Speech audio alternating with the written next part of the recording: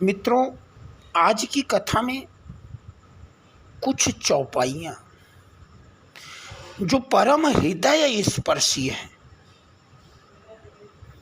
कि स्वयं भगवान श्री हरि इस पृथ्वी पे आने के बाद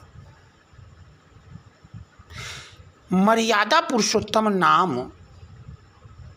नाम का जो प्रभाव है उसको मर्यादा पुरुषोत्तम ने हर जगह मर्यादा के उस पतले से धागे को इतना सजो के रखा है कि मर्यादा कहीं विचलित नहीं हुई। स्वयं ब्रह्म विचलित हुआ, आदिशक्ति जगजनन जानकी ने भी उसी प्रकार का पात्रता बखूबी निभाया है। गोस्वामी जी ने लिखा कि जनक सुता जग जननी जाने की अतिशय प्रिय करुणा निधान की ताके जुग पद कमल मनावो जासु कृपा निर्मल मति पावो ताके जुग पद कमल मनावो जासु कृपा निर्मल मति पावो। जिस समय भगवान वनवास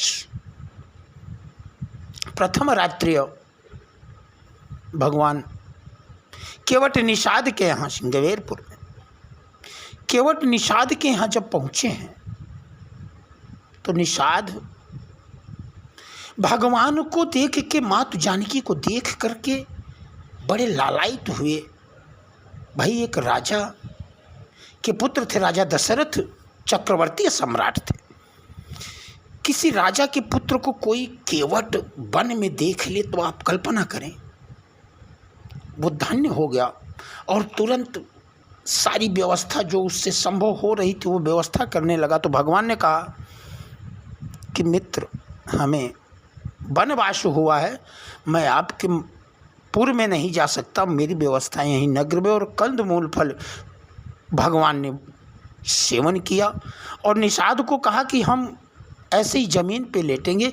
तो निषाद जी ने कहा कि महाराज, मैं साथरी बनाता हूँ। निषाद उधर साथरी बना रहे हैं, भगवान इधर कंदमूल फल खा रहे हैं। और जिस समय भगवान जिस समय पहुँचे हैं और उस साथरी पे लेट रहे हैं तो उधर निषाद मन में बड़ा विचार करता है कि बाहरे विधाता, आपने ये कैसा लिख दिया और किसके नसीब में।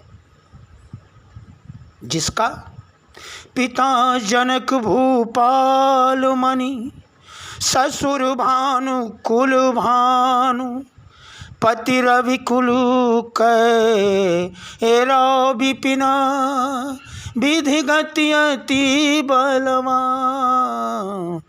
किसोसिय राम साथरिय सोए देखी निशा दो विपति पति रोए। वो आदिशक्ति जगजननी माता और स्वयं भगवान आज कहाँ सोए हैं? साथरी पे। तो कहने का तात्पर्य ये मित्रों कि कर्म जो है वो आपके साथ हमेशा जुड़ा रहेगा। भगवान यहाँ आने पे बताते हैं कि मैं और सीता से बढ़ के और क्या हो सकता है कि जिसका पिता जनकपुर का राजा, जिसका ससुर राजा दशरथ, एक चक्रवर्ती सम्राट, जिसका पति त्रैलोकपति श्री हरि जी, और उस